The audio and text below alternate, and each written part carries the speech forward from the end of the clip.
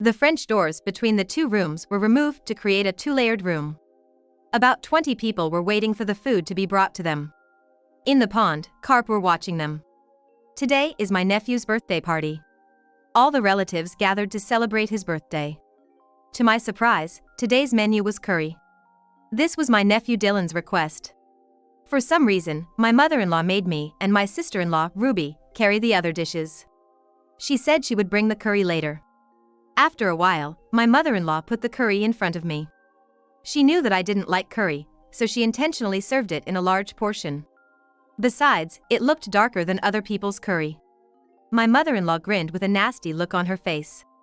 Just then, a doorbell rang and fortunately, a delivery service came. My mother-in-law and I had ordered some gourmet food. She went to the front door with delight. Now, I went to the kitchen with a curry dish and put half the curry back in the pot. Then I hurry back to the table. After a while, my mother-in-law came back and looked at my plate and asked me how I was doing. Something is wrong. My nephew was absorbed in the curry and rice. Another plate. I'll go. My mother-in-law said nothing. The nephew ate his second bowl of curry and rice with relish. At that moment, Dylan, who had been shoveling down the curry, suddenly suffered and spit out the curry. What's wrong? Dylan! My mother-in-law, who was watching the scene, turned pale. Why did Dylan eat it? I shivered as I heard her exclaiming, "Why did you eat it?" I was shaking in my boots as I realized that there might have been something in that black curry. I was filled with rage. I swore to myself that I would find the proof and take revenge on my mother-in-law someday. I am Amy, a 29-year-old junior high school teacher in my hometown. I will soon be a woman in her 20s. When I was 24 years old, I attended a high school reunion and met my husband Ken, who had come to pick up his sister, a classmate. My husband was 31 years old at the time. Ken, who was 6 years older than me, seemed very calm. I was attracted to him because I felt that his gentle, fast-paced personality was somewhat similar to my own. My husband also seemed to think I was charming and cute, and we hit it off right away. My husband works at a business hotel in a neighboring town, and his job requires him to work many night shifts, which makes his life irregular. Ken, a laid-back and carefree person, was not interested in living alone and lived with his parents. Since I was also living with my parents, I had nothing to do with housework, and I was always busy with work every day. We were both looking forward to settling down soon, so about 6 months into our relationship, we decided to get married. When I went to my husband's house to greet him at his wedding, my mother-in-law treated me to a home-cooked meal. Both my mother-in-law and father-in-law seemed to like me. We greeted each other's parents and got married without any problems. One day, I visited my parents' home for the first time in a long time. My mother-in-law said to me, "Hey, Amy, are you thinking of having children?" I was surprised and stunned at the sudden remark. My mother-in-law raised an eyebrow when she heard my honest answer, "Children?" My mother-in-law raised her eyebrows when she heard my honest answer, "We just got married, and I haven't thought that far ahead." "Oh, really? I hope to have a child someday." I felt sorry for my mother-in-law who looked a little depressed. Then, my mother-in-law said something surprising again. "Hey, Amy, if you want, would you like to live with us?" "Oh, you want to live with us? Even if you don't think about having children now, you might have children eventually, right? If we live together at that time, Amy won't have to quit his job and I will take care of the housework, and I will be able to see my grandchildren every day and be happy when the house is brightened up. We're all in a good place, aren't we?" Ken's house is an old-fashioned mansion. It has a small pond in the garden. It had been remodeled in a modern style, so even if we moved in together, we would have enough space to maintain our privacy. I was a little worried, but I agreed to move in with them, thinking that I would be able to keep my privacy and have a child to play in the yard in the future.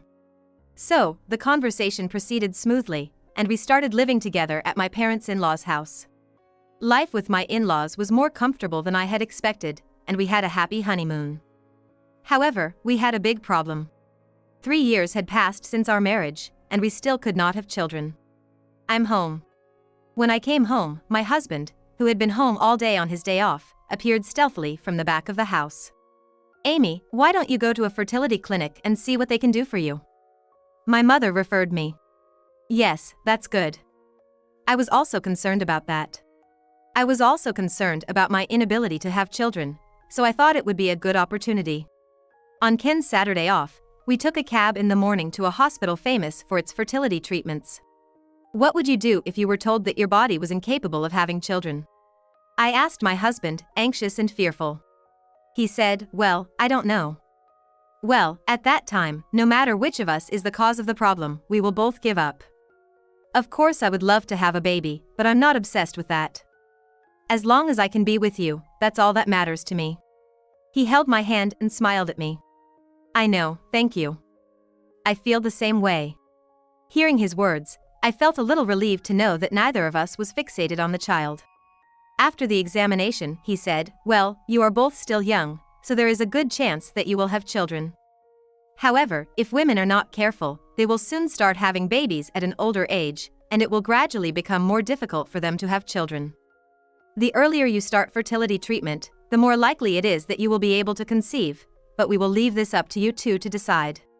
We weren't in a hurry to have children, but I will be having a baby at advanced age soon."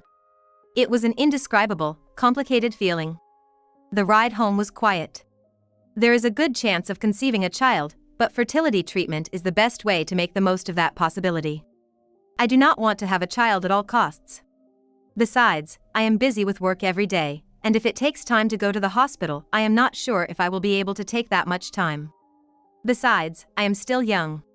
Should I really start treatment now? Shouldn't I wait for the right time? I was in a quandary. After coming home from the hospital, Ken reported the results to his mother-in-law. She said, "I see. Of course, you are going to get treatment, aren't you, Amy?" She immediately answered, "Of course, you are going to get treatment, and you don't have to worry about money." I was a little confused by this comment. Well, I'm having a hard time balancing my work and my life, so I'm going to let nature take its course a little more. What are you talking about? If you don't start soon, you'll have to start having babies at an older age, and you won't be able to have more children.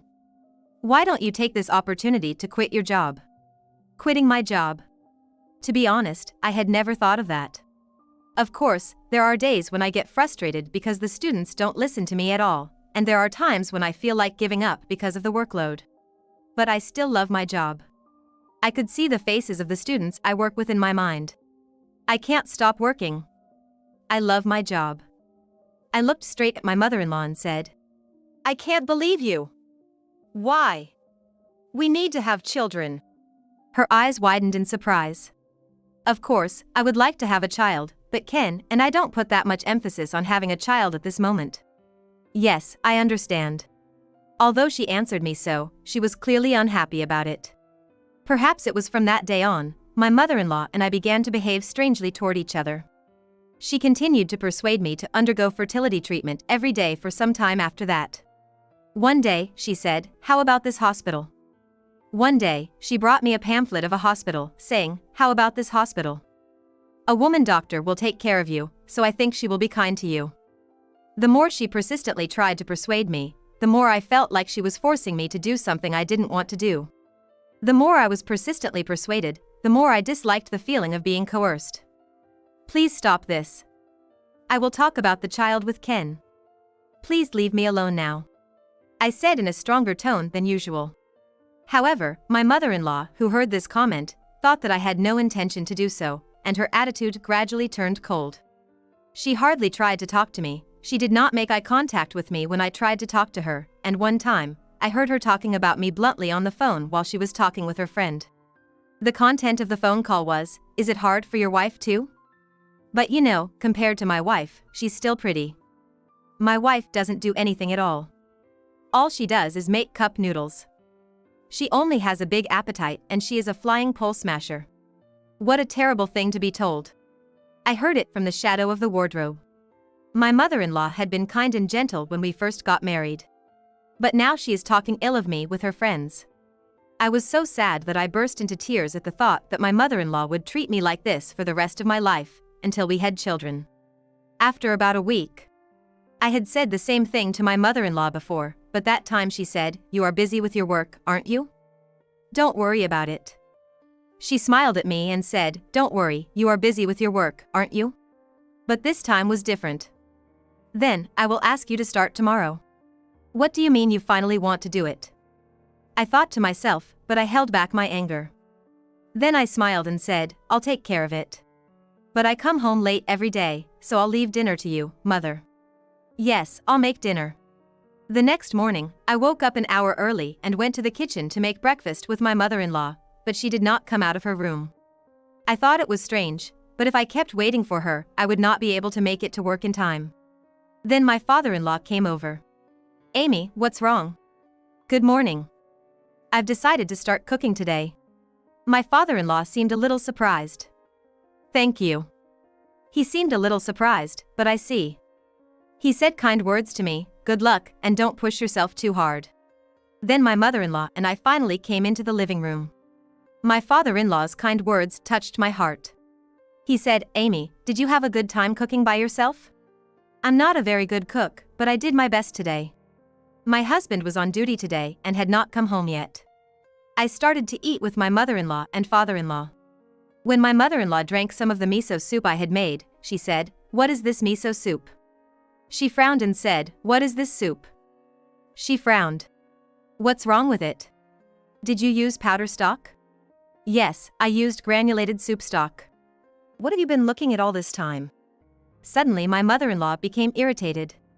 I was frightened because I didn't know what to do. My father-in-law followed up by saying, Mom, this is very good. However, you, shut up, mother-in-law yelled. The air became quiet with her angry voice. All three of us ate our meals in silence, without opening our mouths.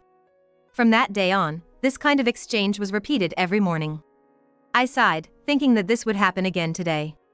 However, my mother-in-law's attacks on me did not end there. One day, when I came home from working overtime, I found that the food that was always placed on the table was not there. As I was standing there, she called out to me from behind. I was startled by the suddenness of the situation. Amy. It was my mother-in-law behind me. I was so surprised to see you, Mother. I was so surprised. I smiled at her, and she said with a straight face, From now on, you cook dinner. What do you mean? I was stunned, not understanding what he meant. You are Ken's wife, aren't you? It was wrong for me to cook until now. That's true too. My mother-in-law did nothing wrong. It's just that before we moved in together, my mother-in-law told me that she would do it. And it's a little too abrupt. It's sudden. But I also finish my work late, and there are days when I have to prepare ready-made meals or packed lunches after work. Ken will be home late at night anyway, right? Yes. Then, even after work, you still have time before Ken comes home. Don't take it easy on me, she spat. My mother-in-law had a point. Usually, every family cooks dinner after work. I couldn't say anything to her. Oh, I shouldn't have said something unnecessary that day and set my mother-in-law on fire. It can't be helped. From now on, when Ken is not around, I will eat out and go home. I decided to think positively like that. After that, I was completely open-minded and kept positive thinking, so I did not have to worry about my mother-in-law as before. She did not like the fact that my expression had become brighter, and she did not make eye contact with me, but rather she ignored me more and more. I did not notice my mother-in-law, who not only ignored me but also glared at me coldly when I came to work with a smile on her face. I had not noticed that the corner of her mouth on the right side was slightly upturned. Today is May 5th, and it is the 9th birthday of my nephew Dylan, my sister-in-law's son. My mother-in-law, father-in-law, Ruby and her son gathered at our house. Ruby is raising Dylan as a single mother after the death of her husband. She was a classmate of mine when she met my husband. And Ken's cousin June. 3 families, 4 people, and my parents also came. My husband had taken a month off for this event. Today was Dylan's favorite, and my least favorite, curry rice. My sister-in-law Ruby and I were in charge of preparing the curry. My mother-in-law was in an unusually good mood today. You too, I'll take care of the rest, so please relax. Unusually, my mother-in-law said she would do the cooking by herself. I wondered why this was unusual, since she had been forcing me to do everything lately, but I didn't mind. After playing video games with Dylan for a while, I heard my mother-in-law's voice from the kitchen saying, "It's ready." Ruby and I headed for the kitchen. "Ruby, please bring a plate of hors d'oeuvres." Ruby took a plate of hors d'oeuvres. When I was about to put rice on the curry dish, my mother-in-law said, "I'll take care of that, you take care of the drinks." They were all looking at the food and saying, "Wow." Then my mother-in-law brought the curry to the dining table. My mother-in-law also came to my table and put a plate of curry in front of me, saying, "This is for you." At that time, I did not notice that my mother-in-law had a wry smile on her face. A large bowl of black curry was placed in front of me. The curry was a color I had never seen before, and I felt a little queasy. Just then, the doorbell rang. "Oh, you're early." It seemed that the delivery man had brought some gourmet food ordered by mail order. My mother-in-law scurried happily to the front door. Now. I returned to the kitchen with the curry dish and put half of it back in the pot. I took the lighter curry dish back to the table. My eyes met my father-in-law's for a moment. Thinking it was a bad idea, I hurriedly said, "I have reduced the quantity a little to lose weight," to which he laughed and said, "I am not that fat." After a while, my mother-in-law came back and stared at my plate. I was afraid that she might notice me, but apparently she did not. My nephew is a big guy. And he loves wrestling. In no time at all, he had finished his first bowl. "Another round. Oh my. You eat a lot. Curry is my favorite food." Dylan opened his big mouth and took his second drink, which he suddenly spit out. He began to suffer in agony. My sister-in-law rushed down to my nephew and said, "What's wrong?" She called out to him. My husband, who was watching the situation, immediately called an ambulance. "Dylan. Dylan." Ruby kept calling out to her mother-in-law, who was stunned with her mouth wide open. Why did Dylan eat it? She looked frustrated and shouted again and again, "Why did you eat it?" From her comment, I realized that she had put something in my curry. My legs were shaking so badly. I guessed that Dylan must have eaten the curry that I put back in the pot. This made sense of my mother-in-law's unusual expression today. Ruby and Diane also rode in with the paramedics. Since we did not have our own car, we decided to take a cab with me to the emergency room later. My husband sat in the passenger seat and my father-in-law and I in the back seat, but my mother-in-law did not come easily. Mom is late. What is she doing at a time like this? I thought to myself. Ken, I'm going to pick up your mother. I headed for the kitchen, my footsteps trailing behind me. As I approached the kitchen, I heard a noise. I crouched down at the corner of the entrance to the kitchen from the hallway, peered silently inside, and winced. There, I saw my mother-in-law washing a curry pot with a terrible look on her face. Her legs were hunched over and steam seemed to be coming out of her head. It was not the usual mother-in-law. She looked like a devil in disguise. There was no more curry inside. They must have thrown it away in the toilet or in the drainage ditch. I was too frightened to speak to my mother-in-law, who was desperately trying to hide the evidence, even though my nephew had been brought to the hospital in such a state. I couldn't move my legs to go back to the house. Meow. I heard the neighbor's cat's voice from outside behind me. My mother-in-law glanced at me and our eyes met. My mother-in-law pretended to be calm when she noticed my presence. Hey, Amy, I thought I'd clean up a little before we go. I see. My hands were shaking uncontrollably. I tried to keep my composure so that she would not notice, and somehow I got up and said, "Shall we go, Mother?" I looked at my mother-in-law's hand was shaking. You're late. I had to clean up a little, otherwise the smell would get on the wall. I was afraid of what was to come, thinking that the smell would not seep into the walls just because I left the curry pot unattended. We're here.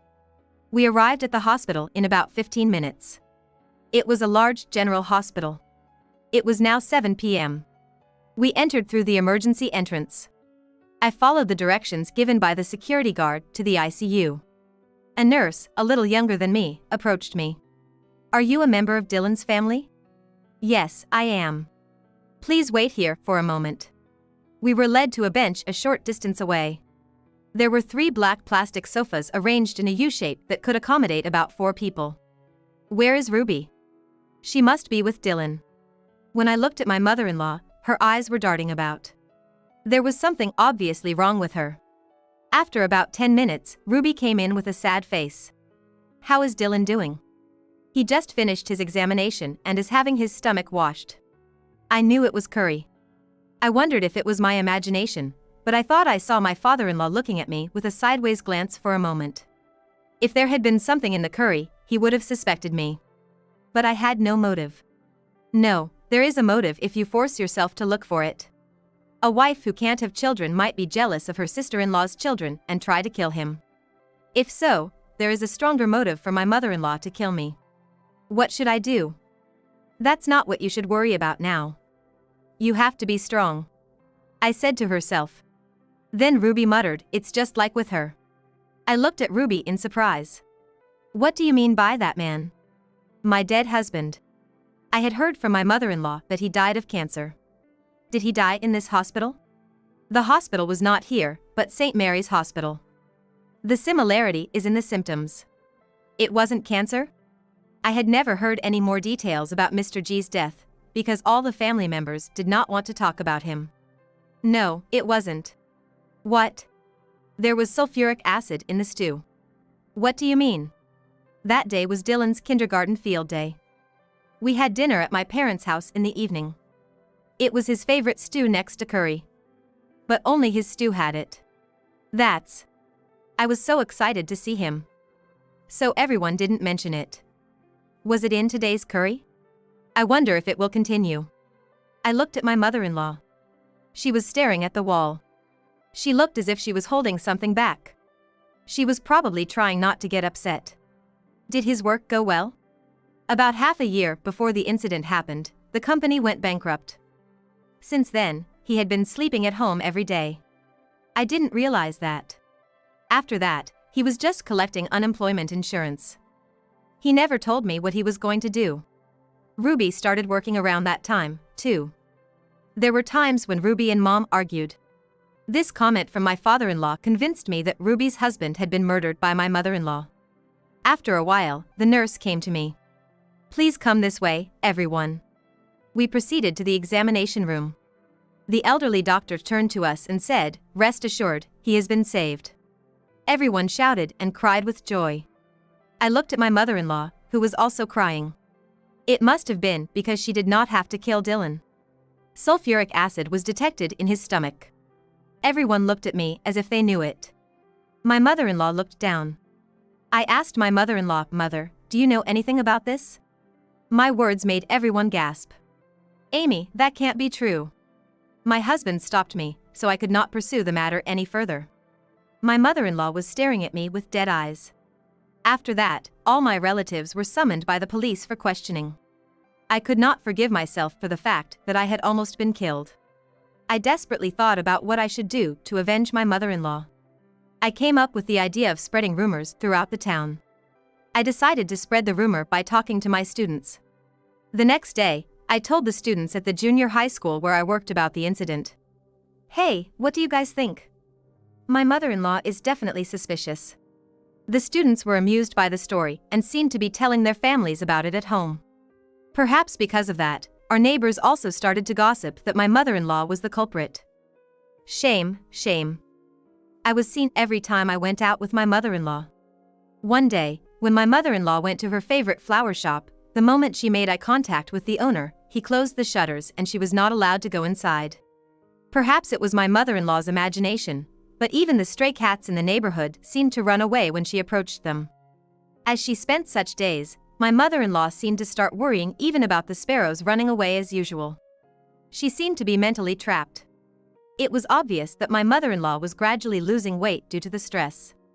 After about a month, Dylan was safely discharged from the hospital. Now he is showing his naughty side again. On the other hand, my mother-in-law aged like a different person within a month. Sometimes she stares off into the distance by herself and smiles wanly. Her spirit seems to have been damaged. One Sunday, the doorbell rang. I looked through the peephole and saw two heavy-looking middle-aged men in suits. Behind them were a couple of policemen wearing gloves. I opened the door to see if they were there. One of the suits pulled out a pocketbook from his chest and showed it to me. We are from the police. I had seen this scene many times on TV. It was detectives. The other suit spoke. I'm sorry about what happened. Huh. We're here today to search your house.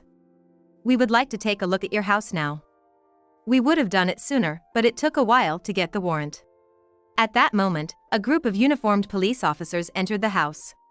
My father-in-law and husband were out playing golf. My mother-in-law was sitting in the back room watching TV.